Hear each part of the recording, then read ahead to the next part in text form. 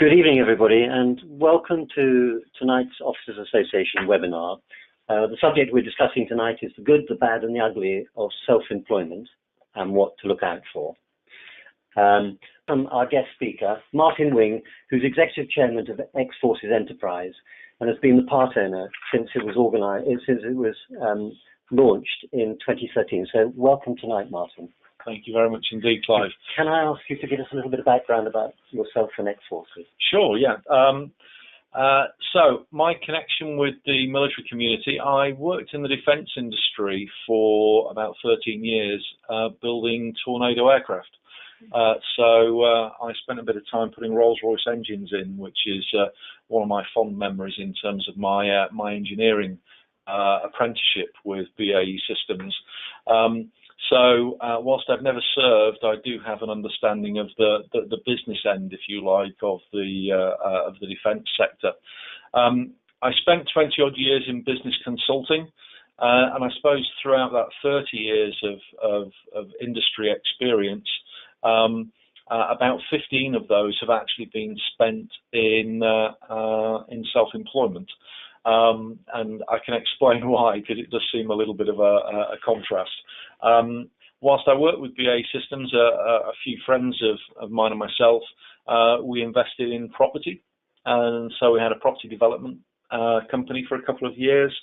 We only did that to try and make a little money, because as engineers we always wanted to own our own engineering company. So sold the properties, bought an engineering company. And unfortunately, after about 18 months, that engineering company we had to put into liquidation. So a few scars from that experience, a few lessons learned. But since then, I've been a partner and owner of 2 different consulting organisations, and now also was involved in setting up Ex-Forces as a social enterprise to support the military community and those people who are thinking about self-employment as a viable career option. So sort of all of those things combined, hopefully I'm in a good position to share some experiences with people this evening about what to look out for. We'll look forward to it. Thank you, Martin.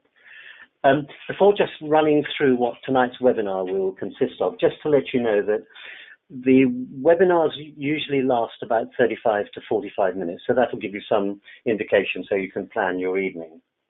At the end of the webinar, I'll invite you to take part in 2 polls. We ask these so that we get feedback from you to know whether we're heading in the right direction with what we're trying to do for you. There shouldn't be any need for you to take notes, because the webinar will be uploaded to YouTube and to the OA website once it's completed. Normally that would be tomorrow, but if we have to edit it and make some improvements so it's more presentable, then it would take about 7 to 10 days before it's uploaded. So tonight's webinar will cover the common definitions of self-employment, perceived advantages and disadvantages, things you might not want to tell your family about self-employment, and then how to approach the decision. So Martin, over to you. Thank you very much indeed, Clive. So I've alluded a little bit already about what my background is, and to put that into context in terms of what the purpose and objectives of Ex-Forces actually is, probably worth starting there so that people have got a little bit more context with you there. You can see on the screen there our strapline, which is about helping you be the best in business, and maybe it's about helping you be the best in your business, because of our focus here on self-employment and business ownership. If you think about the good, the bad and the ugly, of course, Clint might come to mind. I'm not putting that up there as a picture of myself, not by any stretch of the imagination. But in terms of what we have as a mission in Ex-Forces is we want to help people gain the right knowledge and information so that they can make an informed choice about whether self-employment is actually right for them, and that's self-employment or business ownership.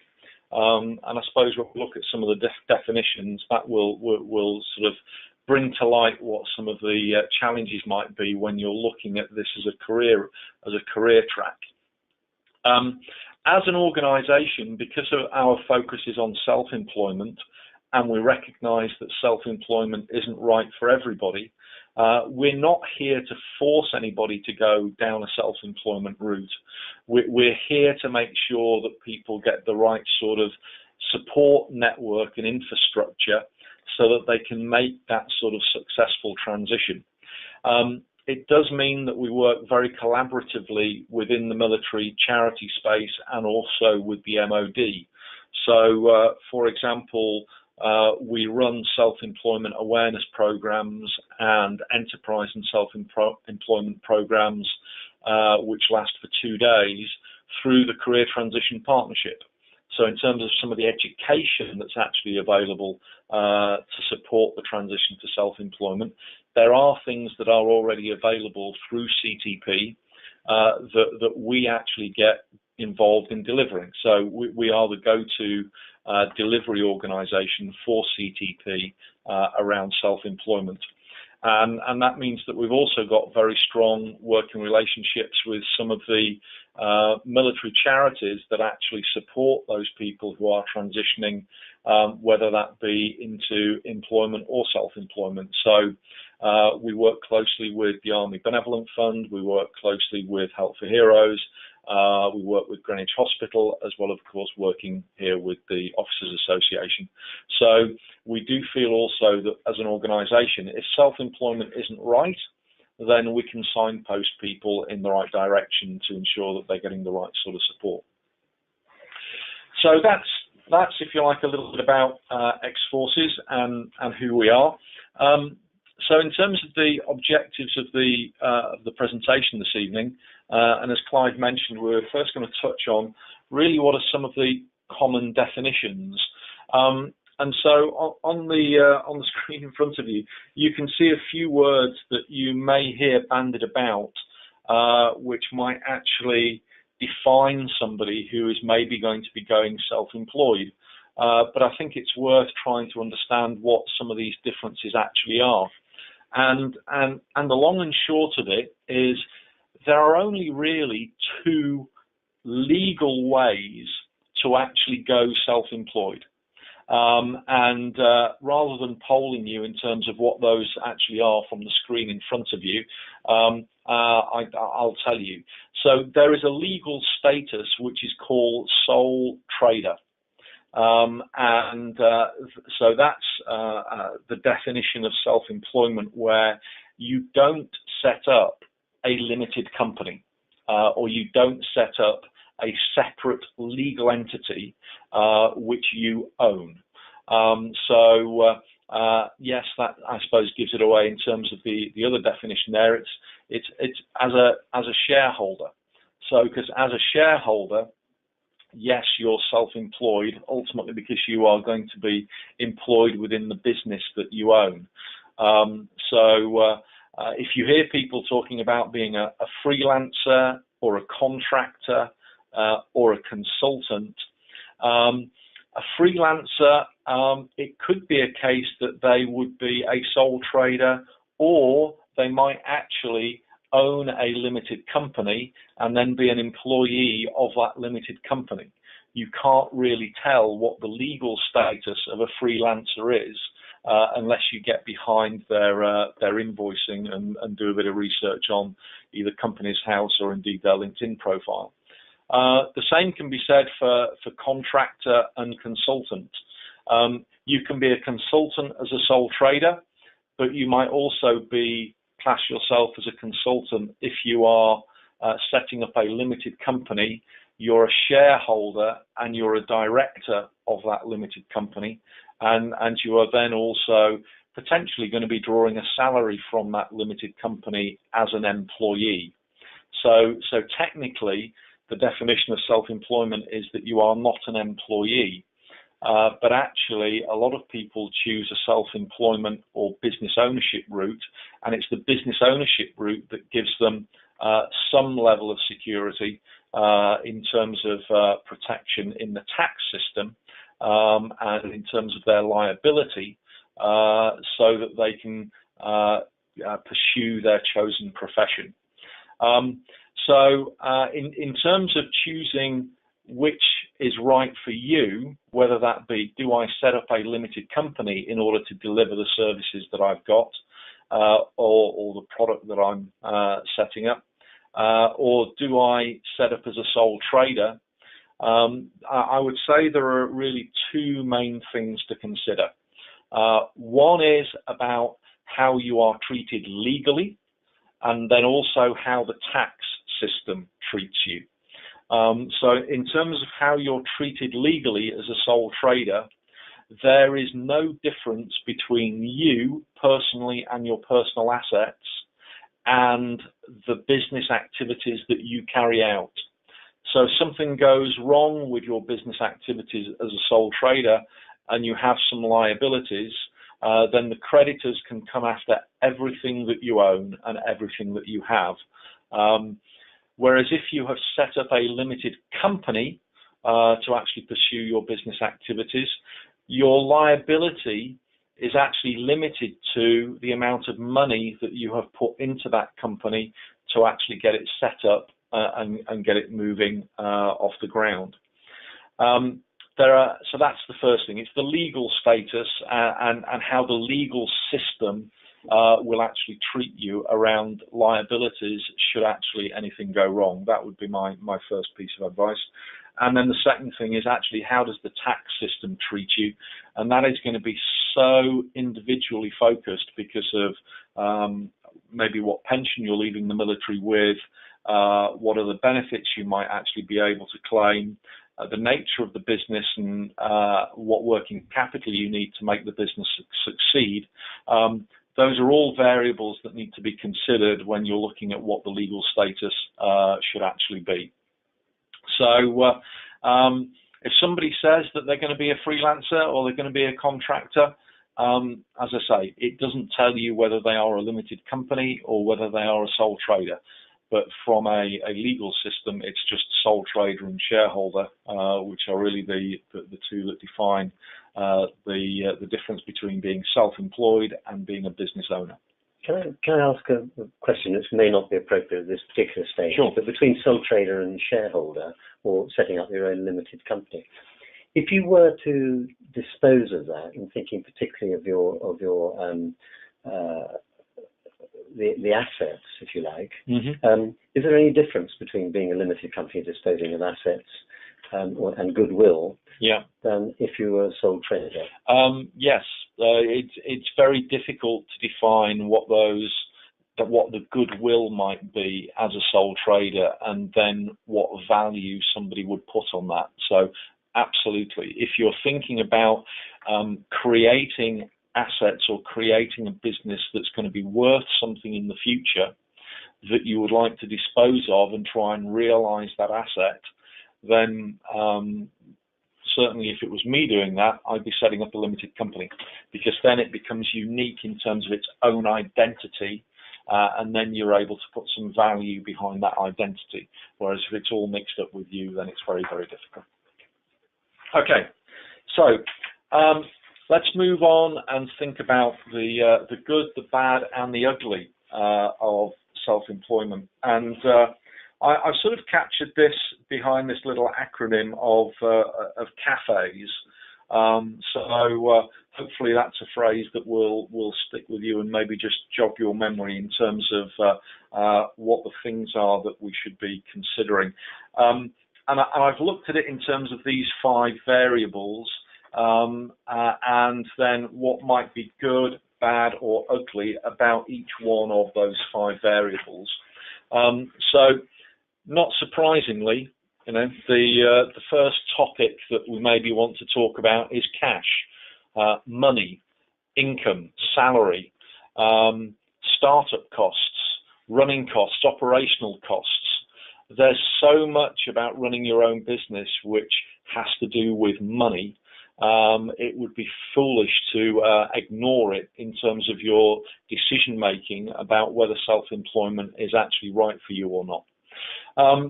I run various training programs talking about self-employment and business ownership with people in the military community, and we talk about the advantages and disadvantages and those things that maybe you don't want to tell your family. And so that's been sort of the inspiration behind some of the things that I've captured on the next slide when we do talk about money. So these aren't things which, if you like, I'm saying. These are things that I've heard other people say as we've actually been going through this journey. So if you think about money, one of the good things about being self-employed is that you can earn as much as your effort deserves.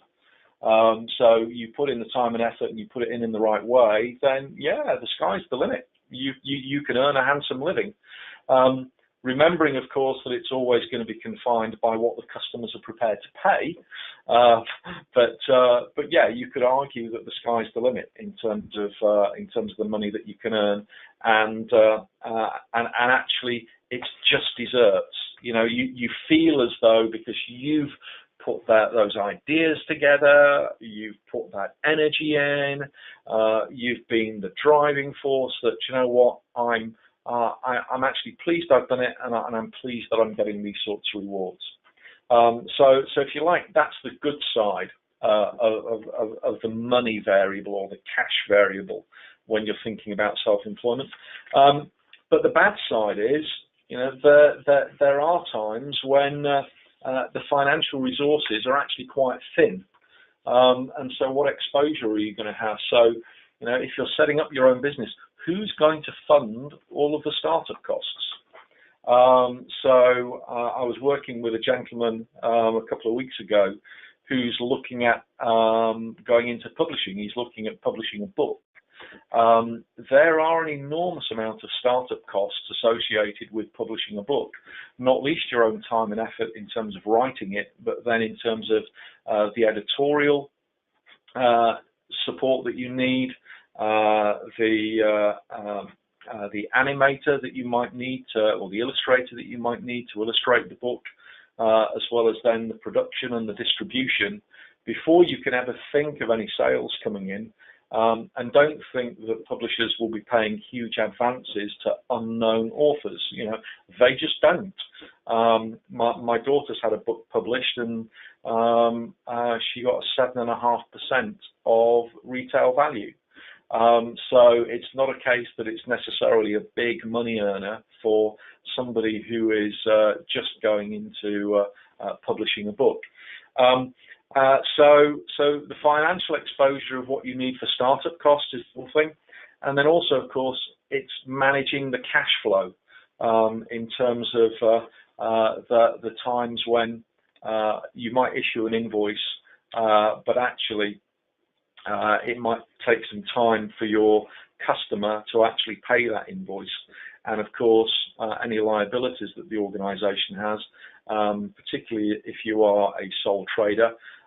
You know, the financial liability stops with you, but also goes a little bit further. There's irregular income that we need to think about, the seasonal demand for some products and services. It is a case that those sorts of things need to be taken into consideration when you're looking at what your household expenditure is going to be, and then how much you're actually going to share with your family about what these irregularities are in terms of the income coming in. The final point I would make, looking at the ugly side, because I've touched on a couple of those things already, but the last bullet point on the ugly slide is saying, when will you start earning? So it's a big question for everybody in terms of when will they be able to actually issue that first invoice.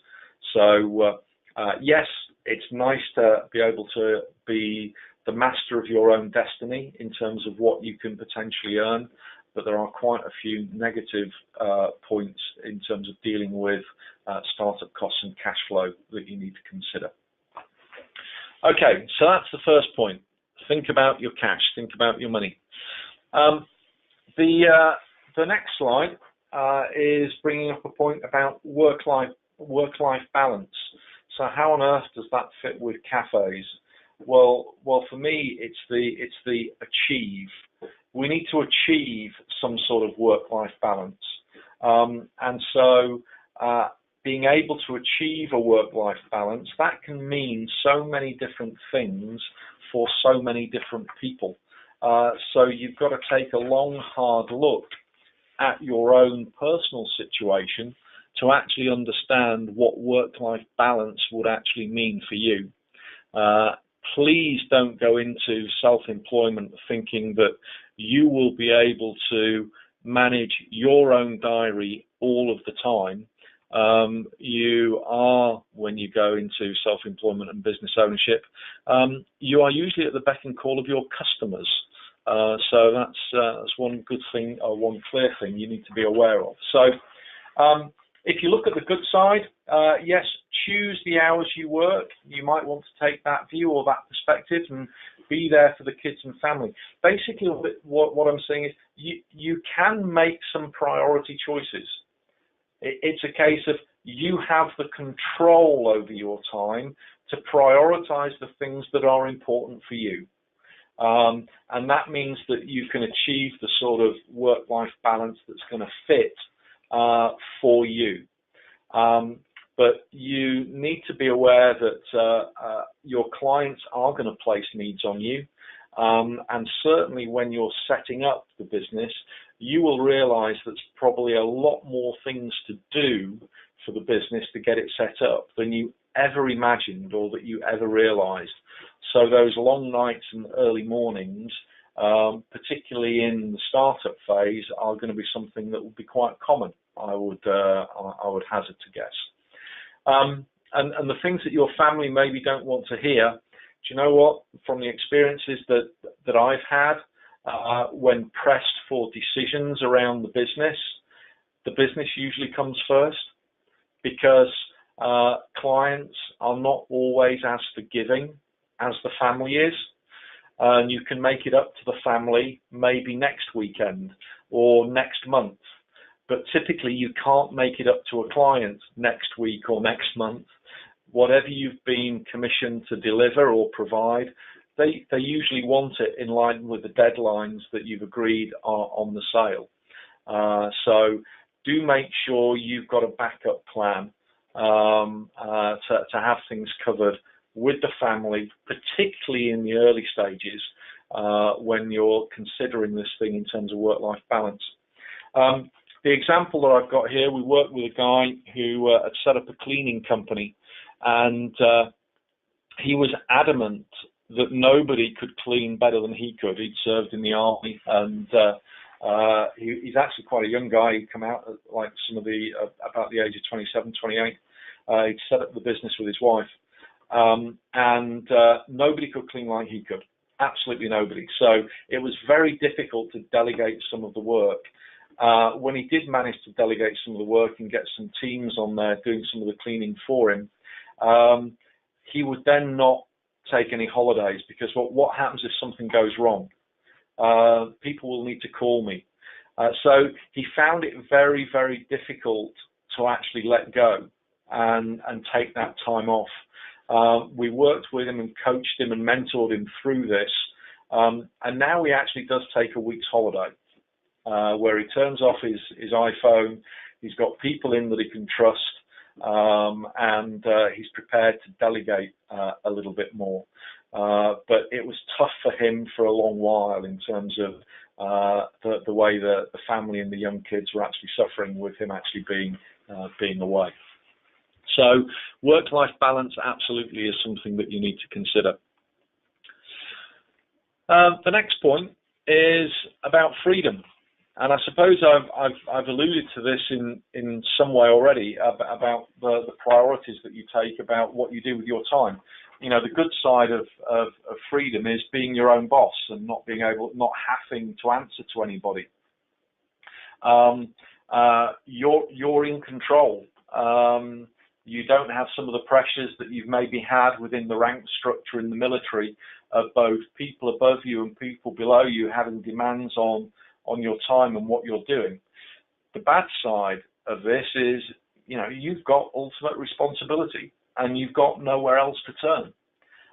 So you need to be in a position where you can set up some support networks that can help you when actually the pressure is getting to you, and you do need that guidance. You do need that sounding board or that steer.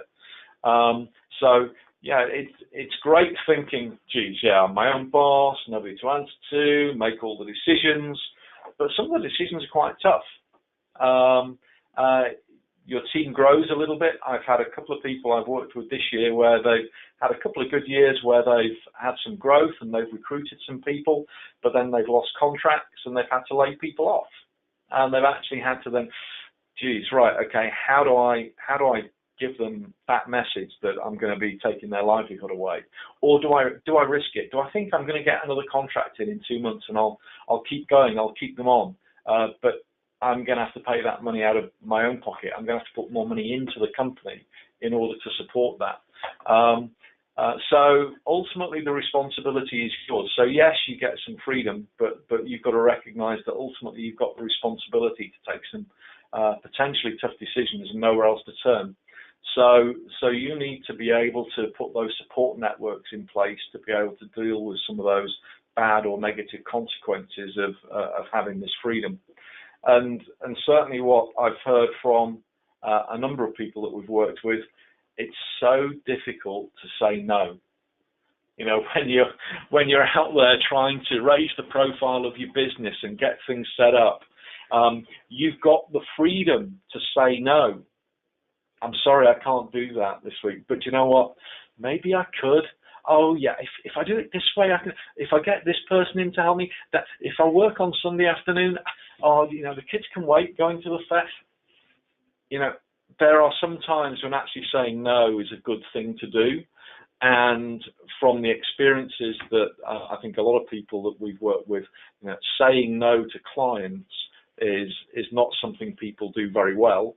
And it's not something I'm saying that you should be doing all the time. Of course, you can't say no to every single client, but you've got to be able to recognize when it's good for you to be able to say no, and when it's good for your family and your business and your health, maybe, to actually say no. So you've got the freedom. You can say yes, you can say no, you're your own boss, but with that comes the responsibility. And I think important in this situation is to understand where you can turn in your hour of need, whether that be to a business mentor, whether that be to a family friend, whether that is to somebody who you've known or met during your time in the military who's maybe out in the civilian world already, who might be able to share some of their experiences to actually support you. The fourth dimension is that of enjoyment. You know, I think it's really, really important, and I get this so much from the people who we work with, is they want to enjoy what they're doing. They've maybe had some time either in the military or indeed when they've transitioned out of the military and they've gone into an employed role and they haven't enjoyed it. We actually work with quite a few people who have been in that scenario where, yes, they've transitioned out and they've gone into an employed role and they've not enjoyed it, and they look at self-employment maybe not as a first career choice, but maybe goodness me, I've tried this employment thing and it just can't make it work, so now I'm going to give self-employment a go. I would never position self-employment as the career option of last resort, but I must admit it does feel like that sometimes, that people are thinking, oh right, okay, well I'll give self-employment a go and see how I can make it work. With that sort of mindset, I think it's very difficult. You've really got to make sure that you're committed to self-employment and that you're going to enjoy it. And so hopefully the business area that you choose, the product or service offering that you're going to have, it's going to be something that you enjoy doing. Make it something that you enjoy doing. It's your business. Why choose to do something that you're not going to enjoy? And you might say, well, because it might make me a lot of money. Okay, so you're doing it because you enjoy the money. Okay, so find your enjoyment somewhere in terms of what you're doing, and make sure you acknowledge that and and keep that front of mind. In terms of the bad side of this enjoyment piece, particularly if you look at turning a hobby into a business idea, you've got to recognize that actually you usually do a hobby because it takes your mind off things. Yes, there's that enjoyment piece to it, but you're doing it because you want to relax, you want to feel calm, you're not feeling pressured by anybody. You're doing that hobby because it allows you that respite. When you turn that hobby into a business, some of the pressures change. So be conscious that there still are going to be customers out there asking you to deliver at a certain point in time. There are going to be suppliers that you've used that you're going to have to pay. So it is a case that that enjoyment piece can be removed if you actually turn your hobby into a business. Be very clear. Maybe you need to test it for a while. Do it part-time while still in an employed situation to see if you still get the enjoyment from actually making those babies' clothes or from doing the line of consulting that you might be thinking about. The other thing I think to acknowledge in terms of the ugly side of this, in terms of enjoyment, if you are thinking that, all right, I'm doing self-employment because I want the freedom to choose, the ugly side, and I enjoy having that freedom. The negative side of that is that actually you still have to deal with a lot of people when you're self-employed. You've got your clients you've got to interface with, you've got your suppliers you need to interface, you're going to have an accountant, or you should know an accountant or a bookkeeper. You might have to seek legal advice at certain points in time. You've still got to deal with people, and you've still got to get things organized.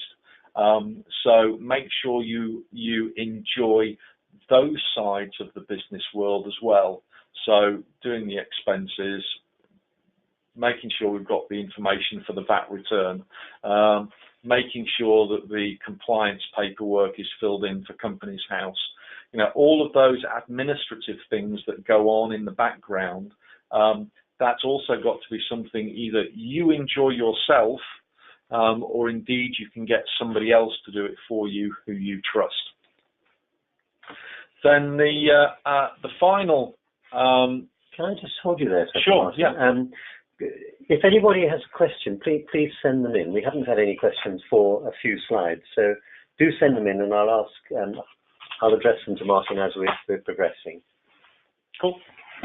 So the final element to look at is the S of cafes, which is skill.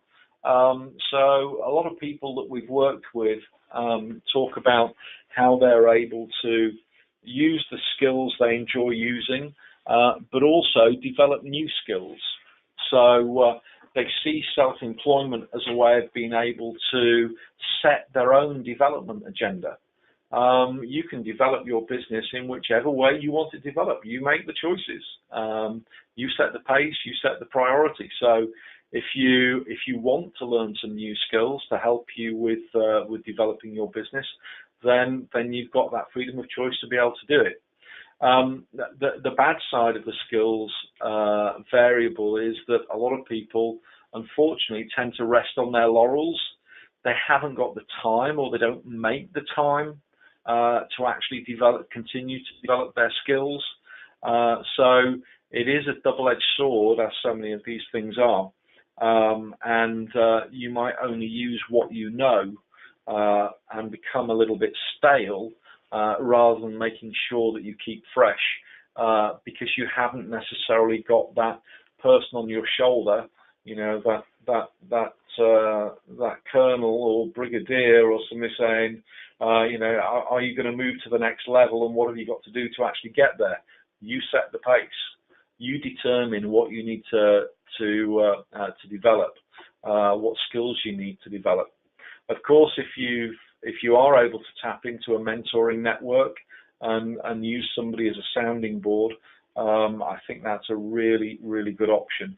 to have a mentor really focused on what your development should be in terms of your angle, in terms of business ownership.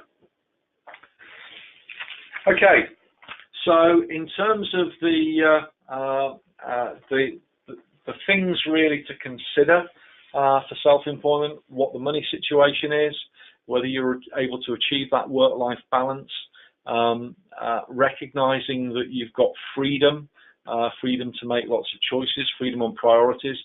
How is self-employment going to impact your enjoyment in terms of what you do, and what skills you've got and what skills you might want to develop and grow are probably the things to consider when you're exploring whether self-employment is right for you. Those are the things that I would encourage you to reflect on, talk with your partner, talk with people you trust, maybe other people who've left the military who've gone into self-employment, and even people who've left the military and gone into an employed role. If you are looking for people who've gone down that self-employment route, there's certainly people I know in our network who would be only too pleased to actually talk to you if you're making that sort of decision at the moment. In terms of ultimately making that choice, what I would ask you to do is be very clear on what success will look like for you. So on this slide here, I've got three, if you like, questions or challenges for you when you're making that choice about self-employment. What are the three top things that you want to aim for? What are the three things that will really define success for me? If I achieve these three things, then do you know what? I'm going to be really happy. Okay, and therefore, will self-employment actually help me deliver on those three things? But also, consequently, what are the three things that you want to avoid? What are the three things that are going to really make you anxious, going to really frustrate you? You know, so for example, things to avoid. I don't want my house to actually ever be on the line. I don't want my family to be impacted in that way, where from whatever I do, actually the home and the livelihood is going to be put on the line. And the top three, one of the top three things might well be, you know, that number one thing might be for you. Every Sunday, I want to be at home. I want to make sure that I wake up on a Sunday morning with the family, go to bed on a Sunday night, having spent the day with the family, and that's really one of the top three things that I'm going to be aiming for. And okay, will self-employment actually help me achieve that?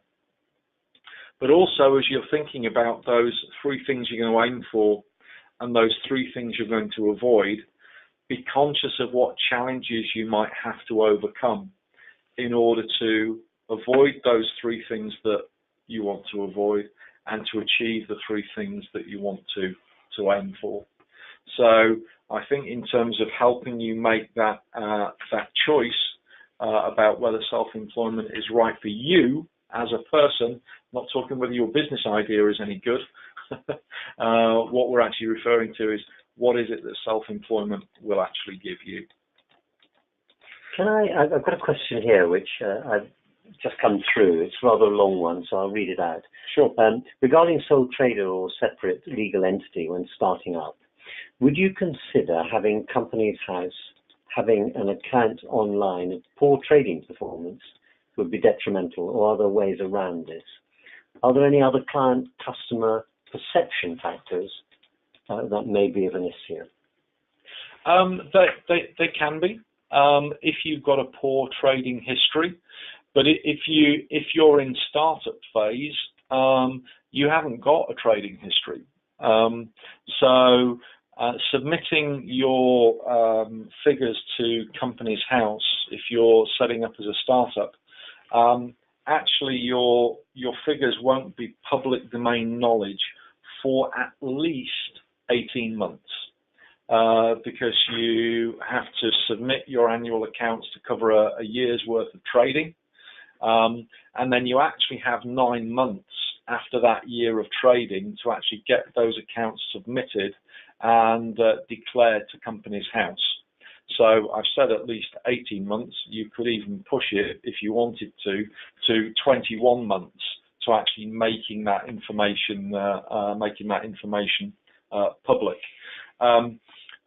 Also, with small businesses, there are accounting rules about how small businesses actually report their financial position.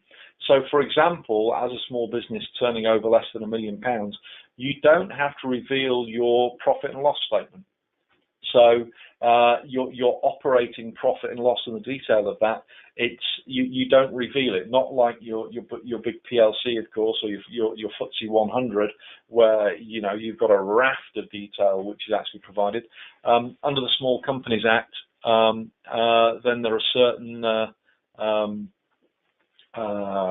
conditions, or under those conditions in the Small Companies Act, that you don't have to report on all of that activity. Now, you can choose to show it if you want to, but you don't have to. And so typically what you will see in a small business is just a balance sheet. So assets and liabilities and what the share value is, you won't actually see the operating performance. So yes, there are ways, very legal ways, of actually getting around displaying that operating performance. Martin, a couple of other quick questions. What about purchasing a going concern? So there's already a business and you purchase it. Yes. How do you go about that? If it's under £1 million turnover, they don't have to lodge their P&L statements, the P&L accounts that Companies House. How do you know when you're buying it that is a safe bet, safe organisation, that you're not purchasing huge debts or a big list of creditors? Yeah, I think it's a very good question, Clive, and I can speak from a little bit of experience with the engineering company that I bought many years ago with a few friends, and unfortunately we then had to put into liquidation because how do you go about it? Basically, you need to do a lot of due diligence. You've got to do a lot of research, and it's not just what's available in the public domain. Of course, yes, information in the public domain would maybe help you identify a target. Then going after that target, well, if they want to be bought, then hopefully they are going to reveal lots of information to you. So whilst you only get maybe the balance sheet in terms of what's in the public domain, if you're involved in a conversation with a prospective target, then you want all the detail. You want the ledgers, you want the sales order records, you want every bit of detail you possibly can, and you need some good people around you who understand, for example, how to interpret the profit and loss statements, how to interpret the management accounts, how to understand the stock system, how to understand the order book that they've actually declared. And that's actually where our failing was in the company that we bought a few years ago.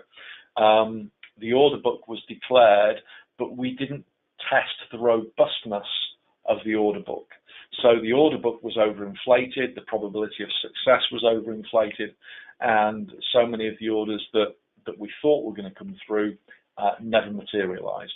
And when we actually got in there and started talking to some of the clients, they said, well, no, we weren't talking about that sort of business. So being able to being able to speak to clients of the company that is being bought, geez, that can be so valuable. But of course, some people who are looking to sell wouldn't want you to talk to their clients. So there's a little bit of a dilemma there. A couple of other questions. It's sure. A very short one. Is a franchise a limited company? A franchise can be a limited company, yes. So it all depends what's recommended in terms of being able to set that franchise up. Some franchisors may actually insist that you establish a limited company. Some franchisors may in fact insist that you are a sole trader. I think any franchisor who insists what legal status you adopt, then I would really want to understand why. Why are they dictating to you what that legal structure would be? What's the pros and cons of actually adopting that legal status? I'm a little bit of a risk-averse chap, it would take something really strong and powerful for me to ever do something as a sole trader. There's got to be a really overwhelming argument for me personally becoming a sole trader. I understand why a lot of people go that route, particularly if they're in the trades, if they're doing some consultancy business, which only they are involved in, I can maybe understand it. But buying a franchise, I would probably make sure it is a limited company, would be my personal advice. Another question here, short one again. How easy is it? How easy is it to set up a limited company? The administration of setting up a limited company is actually relatively straightforward. If you think about, okay, you've got to find a company name, you need articles of association, and you need to find a little bit of money, 17 quid I think it is nowadays, to actually register the company name, register the articles of association, and that legal entity is then set up. If you're talking about setting up a business then with clients, with premises, with customers, with an IT infrastructure, that's a whole different ball game. Okay, that takes obviously a lot more time, but just the administrative task of setting up a limited company through Companies House is relatively straightforward. If you're prepared to sit down and read Companies House website and read some example articles of association, you can probably do it in an hour and a half. Great. Just a couple of questions on X-Forces itself, Martin, if I may. The first one is, what level of support do X-Forces provide to startups? So, for example, do you help with financing? Do you help with financial planning, cash flow forecasts, and so on? So what sort of level of support can X-Forces provide? So we provide different levels of support for the different partners that we work with, because all of the things that we're doing are free of charge to the beneficiary. So to the people on this call, we would offer our services to you free of charge, but somebody somewhere down the line has to pay for them. And so, for example, we are a delivery partner for the Startup Loans Company, who provide personal loans, unguaranteed personal loans to people who are starting up their own business. Now, through that program, we actually support people to develop their business plan, to develop their cash flow forecast. We do sensitivity analysis on it with them. We help them get to that stage where they can make that financial application to startup loans to actually draw down that finance to support their startup costs in their business. So absolutely, we can provide people with business plan support and cash flow analysis support. If people aren't looking at drawing finance, they've got their own funding, for example, or their startup costs are not going to be that great, then we typically provide that advice around business planning and cash flow forecast through the training seminars that we run. So whether that be through those that run with CTP, ABF, Greenwich Hospital, Forces Pension Society, a raft of different charity partners that we work with. So once we know your background, we will find the most appropriate program that we deliver within the charity sector to actually get you registered on. And then we provide that support through a workshop. Once you've completed the workshop, or once you've applied for funding and you've drawn down finance, whichever of those two routes you've gone, there's then mentoring that's provided by X-Forces to support you after your business is launched. that all is part of the funding package that we receive in order to make sure that the beneficiaries are getting the right sort of advice going forward. There's a couple of other questions which I won't ask you, but they deal with memoranda and articles of association and insurances. All I'd say to the audience is it's worth your while looking this up on the internet and finding advice about what these mean and what sort of insurances you might need if you set up as a sole trader or limited liability company. One final question, Martin, if I may.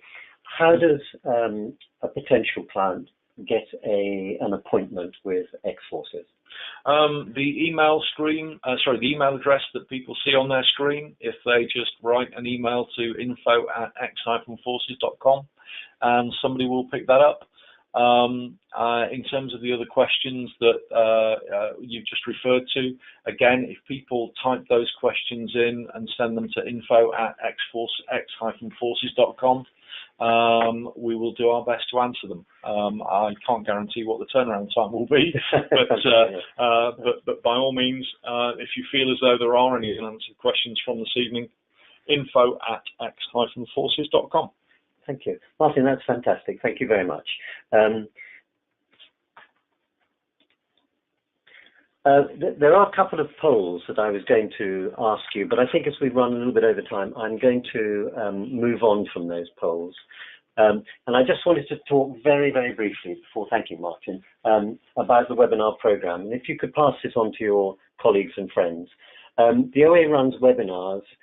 We try and run one every week on a Tuesday evening starting at 6:30, as this one has today. We've chosen that time because we think that's most convenient for the majority of people. It isn't convenient for everybody, but it is convenient for those who, for example, work in headquarters where they cannot access the internet and the GoToWebinar platform. The webinars are advertised on the OA website, so keep an eye out for that. And they typically last 35 to 40 minutes, although today's has been a slightly longer one. So we do get them that last up to about an hour.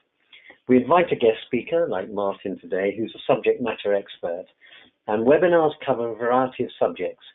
Some of them talk about transition stories, that's experiences that colleagues of yours would have had in transitioning from the armed forces into their outside civilian careers. We look at different roles and different market sectors that you might approach. So roles could be project management, accountancy, whatever, and different market sectors might be the banking and finance sector, aviation, automotive, etc.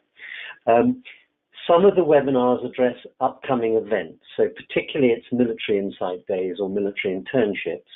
And we're often asked by FTSE 250 companies if we could run a webinar 2 or 3 weeks prior to their event to encourage participation.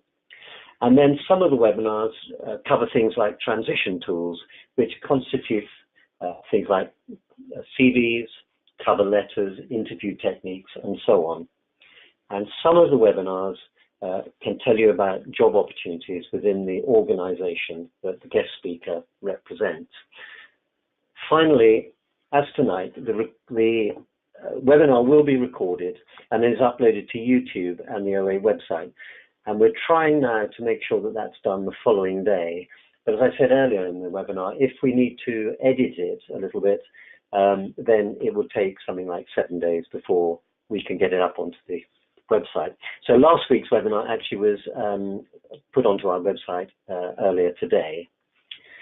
So few contact details with us there, but it just remains for me to thank you, Martin, very much indeed for a very, very interesting webinar and very interesting talk, and to thank all of you for joining us today. Thank you very much, Martin. Thanks very much indeed. Pleasure to be here. Good luck, everybody, in your chosen career, and if you have any further requests for information, as I say, please don't hesitate to reach out through info@x-forces.com. Enjoy the rest of your evening. Thank you. Thank you all very much indeed.